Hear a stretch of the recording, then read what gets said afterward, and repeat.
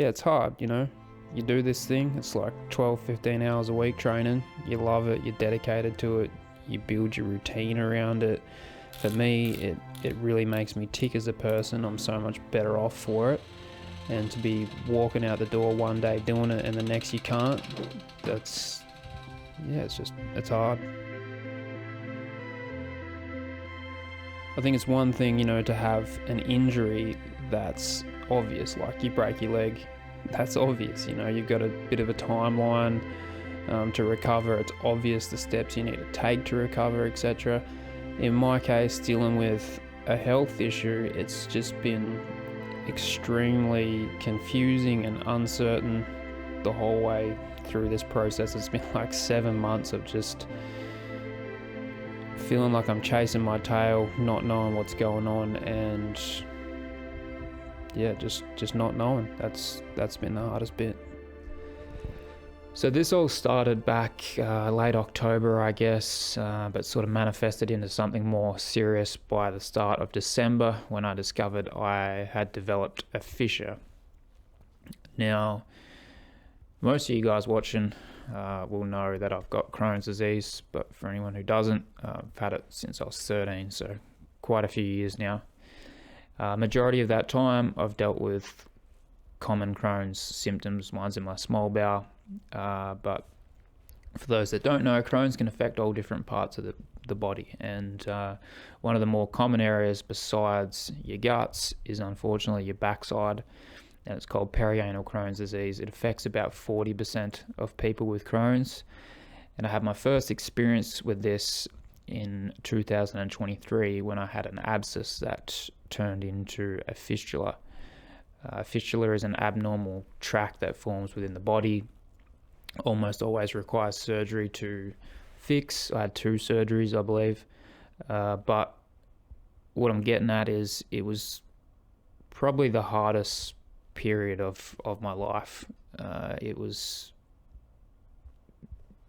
very tough. It's like I've had Crohn's for all these years and dealt with a fair bit in that time. I've had multiple strictures, which is like hell on earth. I've had surgery, part of my bowel removed, an abscess, a perforation.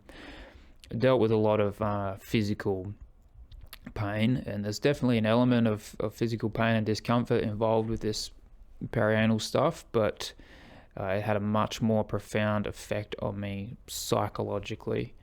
I think there's just something that happens when you deal with this disease for so many years, like I have, and it's inside your body. You can't see it, and then all of a sudden it's there on your physical self, and because of where it is, you know, natural to feel some shame and embarrassment, and just, I would say I'm a pretty mentally resilient person, as in like I've never been prone to depression and things like that, but I mean I was crippled with sadness and fear and anxiety, and when I discovered this fissure, I was just distraught. I was right back to that, and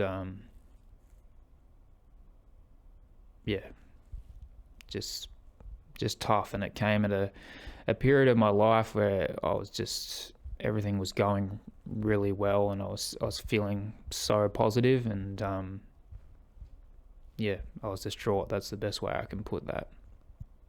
So initially it was about 8 weeks, 2 months sitting at home doing really nothing. There's not a lot you can do. A fissure is almost always recommended to heal at home with self-care, and surgery is not a preferred option usually. They can be notoriously hard to heal, and they often reoccur, especially Crohn's related fissures, because of the underlying disease. They're more likely to become chronic and more complicated. The usual healing process is around 6 to 8 weeks, because again, they're not Crohn's specific, and they are actually quite common. They affect about 1 in 4 people, but a Crohn's related fissure is sort of a different case to a normal one. But anyway, couldn't do much at all. No physical activity besides a little bit of walking. I went to my specialist after that 8-week period to get checked out, see how the healing process was going. I was told everything was looking good and I could resume a bit of activity with caution, see how it went. So basically from that point there till now, it's just been the most confusing up and down roller coaster I can imagine. And I don't even know how to begin trying to put it into words and explaining it. It's just been crazy. Essentially, I've had all this different, just unexplained pelvic pain. It's caused me so much stress and anxiety as well. I've just felt so isolated because it's been so hard to get professional support and like any kind of diagnosis or anything, because it's just so hard to kind of try and explain what was going on in the first place. I was convinced I had some kind of like nerve damage or something. I've had all sorts. I had persistent tingling in my right foot for weeks. I had crazy throbbing, aching pain around my tailbone area. I had to go to urgent care for that one day because it was so intense and get painkillers. But the most persistent thing and probably debilitating thing overall is this aching, burning feeling I've had in my right at the top of my hamstring, sort of in the ischial area. It would get worse throughout the day to the point in the evenings it would just be excruciating at times and just super persistent and debilitating, and again just really hard to try and explain to any kind of professional. And in the end I went to a physio just looking for answers, and explained it the best I could to him. Based off what I explained, he thought I might have some high hamstring tendonitis. I definitely wasn't convinced of that, but I followed his rehab plan. I was basically desperate at that point. It didn't help. It actually made things worse. I went back to him and he ordered an MRI and looked at the ischial area specifically, and it showed that there was nothing wrong in that area with any kind of muscle or tendon or nerve or anything. This was just a few weeks ago I got those results, and he believes that the pain that I've been experiencing has all been referred pain from the fissure, and ruling everything else out, I'm agreeing with him, and I think that's the most logical explanation at this point. But yeah, it's been crazy. That's all I can say.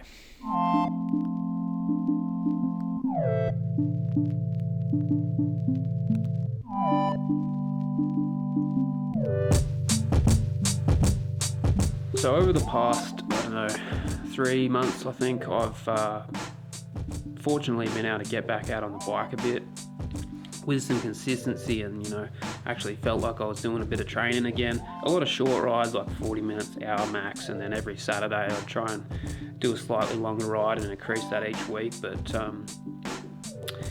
it felt like for the first time in forever I was turning a corner with this stuff and really making some progress. But unfortunately, about a week ago, hit another setback. Been experiencing some more pain and other symptoms. I won't bother getting too far into that at this stage, but real bummer. I've tried so hard through this process to just like not care about cycling, just so I don't miss it so much, but I can't.